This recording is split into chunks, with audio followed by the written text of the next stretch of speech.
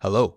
Like a lot of you, I am very with being so on edge. I've been trying to figure out a few things, like what class I'm going to play. Spoiler, it's Brewmaster. With finally landing on this class, I wanted to spend a little time talking about my general expectations going into the new tier.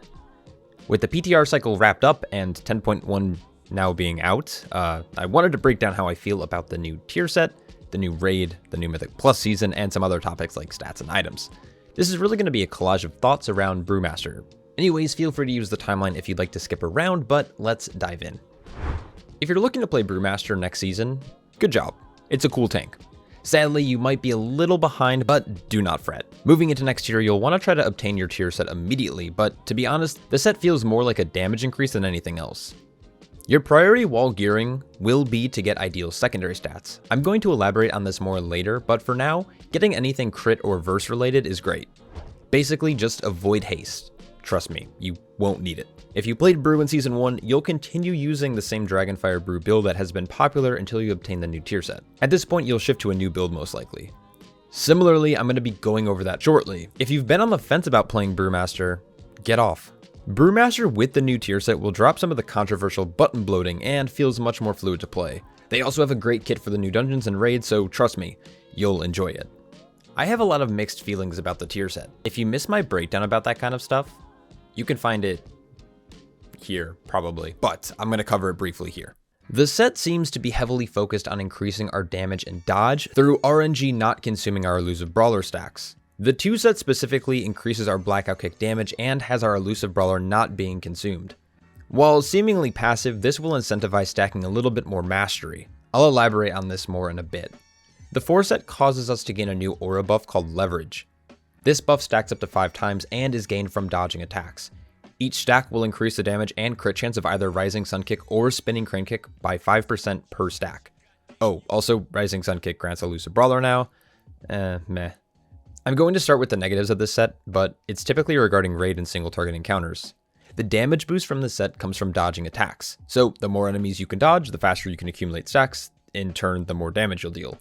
For those who have been keeping up with the raid testing and have been reading the dungeon journal, it's a pretty heavy single target raid tier. On top of that, raid tanking doesn't mean that you're always actively tanking the boss, meaning that half the time you aren't going to be gaining the damage boost from the set since you aren't dodging attacks. Even when you are actively tanking, you are rarely getting above 2 stacks of Rising Sun Kick, so the set bonus feels extremely lackluster. But to be fair, most tank sets feel pretty lackluster in the raid setting, but I'm still gonna complain. Outside of single target, this set is pretty insane in Mythic Plus. I don't need to go in much detail here, but when you're pulling more than just a few targets, you'll often cap your leverage stacks, which gives you a ton of damage with Spinning Crane Kick. Alright, that seems like a good point to move on to the build changes with the new tier set. I'll try to explain this to the best of my abilities. Since we are getting a set that is focused on dodge and RNG dodge returns, we want to focus on talents that synergize with that. This means we're going to see a shift away from Dragonfire Brew and a transition into Charred Passions with Counter-Strike build. Something else that a lot of players will probably enjoy is dropping Bone Dust Brew. We're going to be dropping these talents in order to pick up Facepalm into Counter-Strike. Most likely, you'll also play 2 stacks of High Tolerance with Pretense of Instability. I've been playing around with Training of Nizao with Blackout combo as well, but I can't confirm or deny if this will be the play. I know a lot of players prefer Black Ox Brew, but Bob and Weave is just as effective and is a good alternative if you want a more passive playstyle. All in all, I'm really excited for the new build, both with Charred Passions and the massive damage amps on Spinning Crane Kick, as well as a super juicy dodge-based playstyle. Regarding secondary stats, crit and verse will still be king, but for the first time since forever, we are actually hitting diminishing returns as a player base really early, like the first major patch early. Typically, this isn't the case until like a point 2 patch or later. So for players who are geared, most likely you'll be aiming to hit that 30% crit, 30% verse, and this will mostly happen around the 430 item level or so, maybe 435 if itemized properly. That's my rough guess anyway. After that, Mastery is actually going to be a relatively valuable stat this time around, since our Mastery revolves around Elusive Brawler, which actually directly interacts with the tier set. Most likely, this is going to be for min-maxers. Critical Strike still has a pretty decent value, upwards of 30% with Celestial Fortune scaling and other healing modifiers.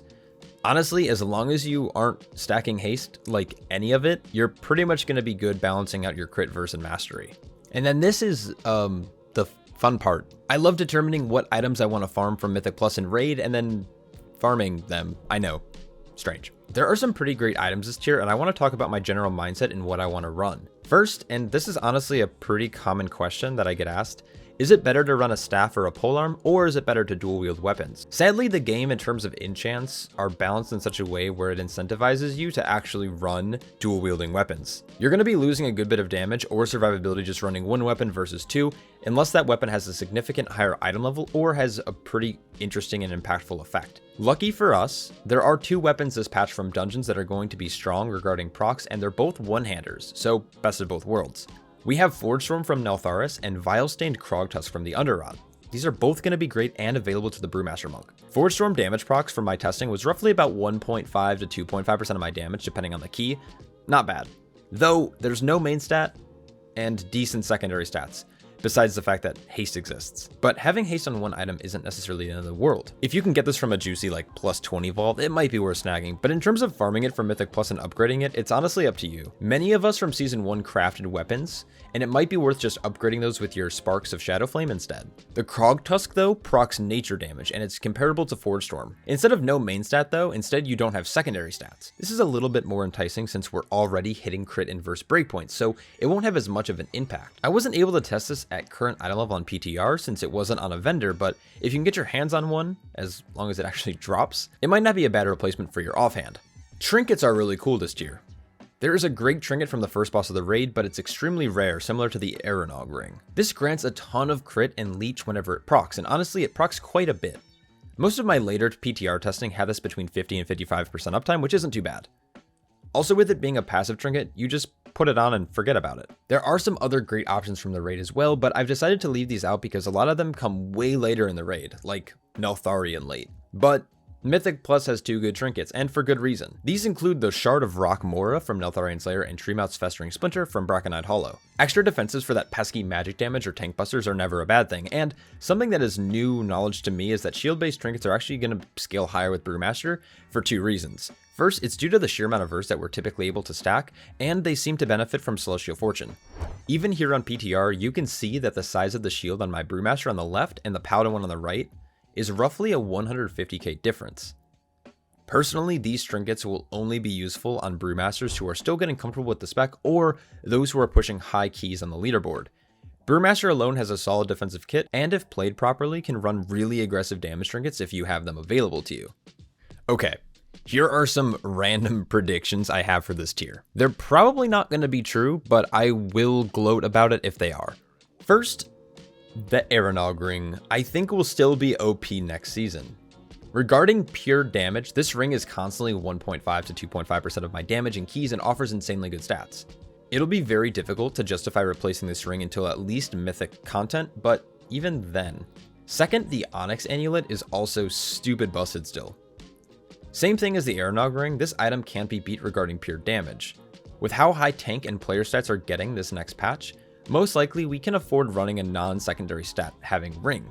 There are arguments that this will be replaced around the heroic or mythic item level unless it gets nerfed. So I would hold on to this ring if I were you. The combination that I prefer is the Bloodstone with the Storm Infused Stone on top of the prophetic Twilight Stone.